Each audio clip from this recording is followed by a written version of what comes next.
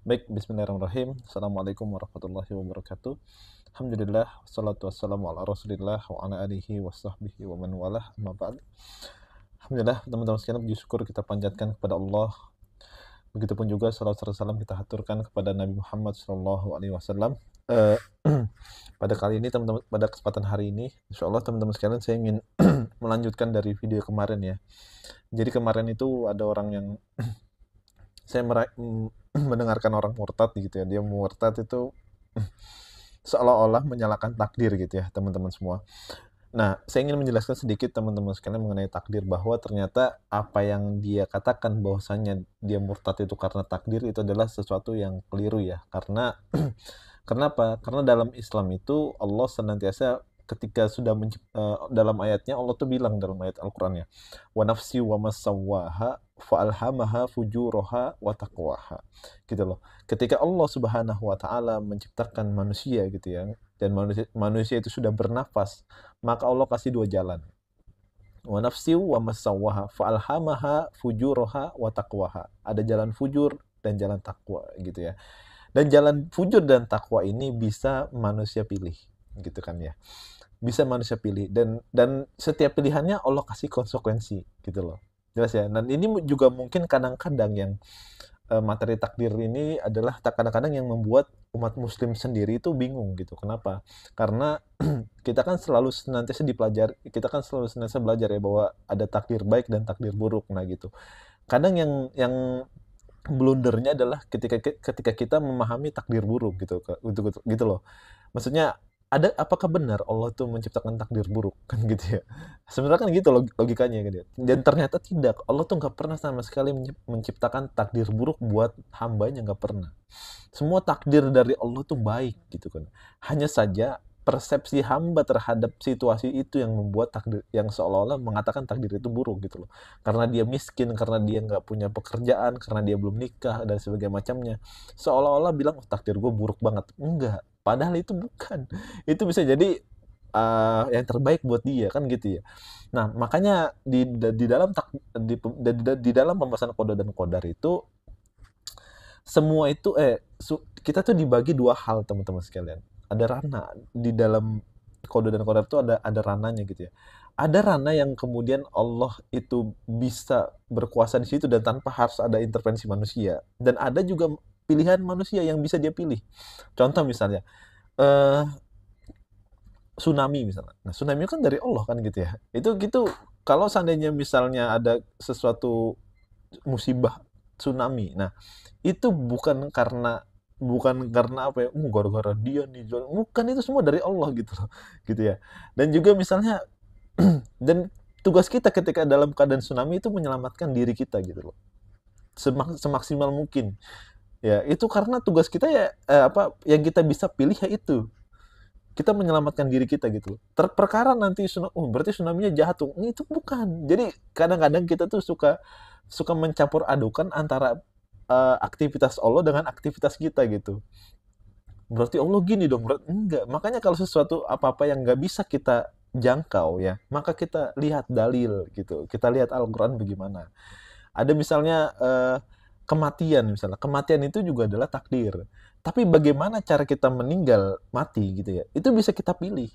Mau beriman apa enggak kan gitu. Gitu. Jadi mau baik atau enggak, matinya itu ya takdir.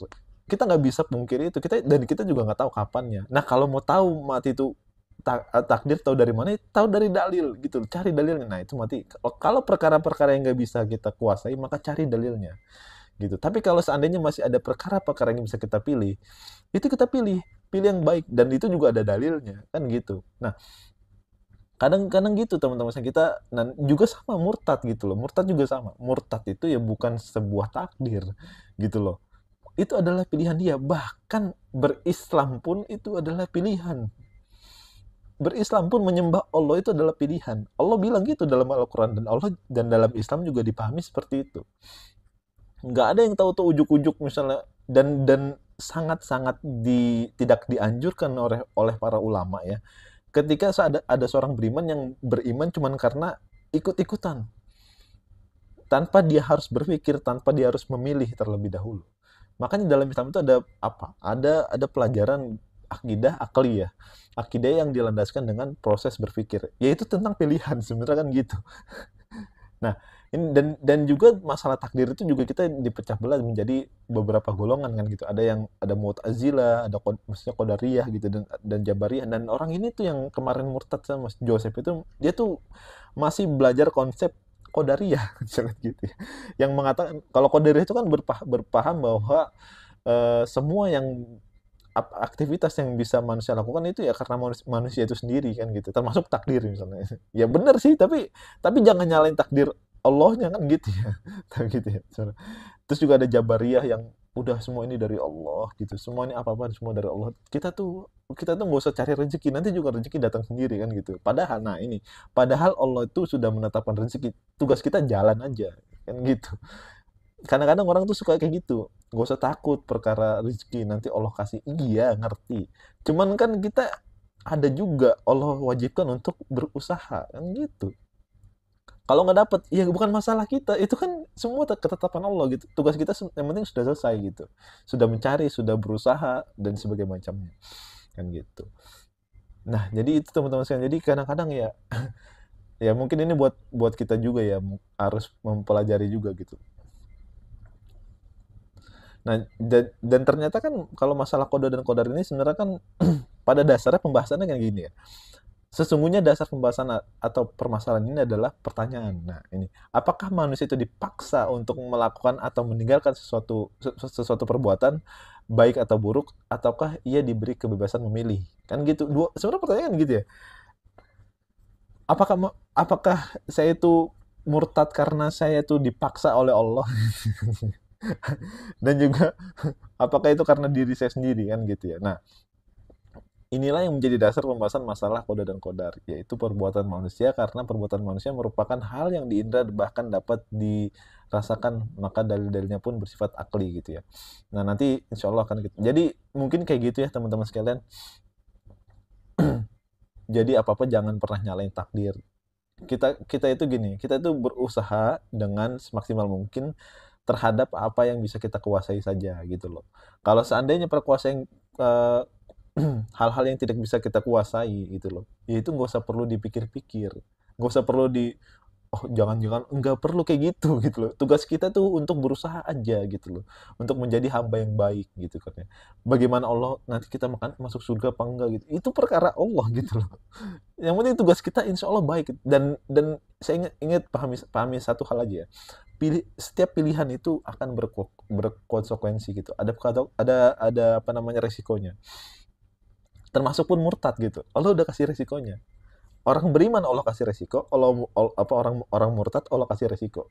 Kan gitu ya. Sebenarnya enak loh dalam Islam itu, kita itu ada hal yang bisa kita pilih, tapi Allah kasih konsekuensinya. Itu lebih enak gitu. Kenapa? Karena Allah lebih paham memahami manusia kan gitu.